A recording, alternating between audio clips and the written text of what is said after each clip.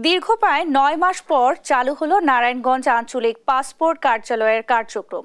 রোববার দুপুরে এই কার্যক্রম শুরুর সঙ্গে সঙ্গে সেবা প্রত্যাশীদের দীর্ঘ লাইন লেগে যায়।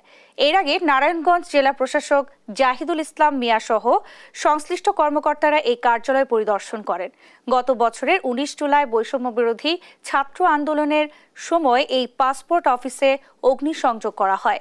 পুড়ে যায় কম্পিউটার সহ আসবাবপত্র, ধ্বংস হয় পাসপোর্ট সহ প্রয়োজনীয় নথিপত্র। সে সময় বন্ধ হয়ে যায় এই আঞ্চলিক কার্যালয়টি।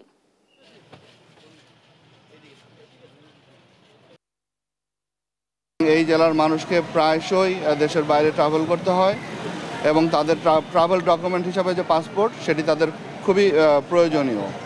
তো সেই লক্ষ্যে আবার এটি নতুনভাবে চালু হচ্ছে। আমি বিশ্বাস করি যে এই জেলার মানুষের যে ভোগান্তি ছিল পাসপোর্ট নিয়ে সেটি দূর হবে।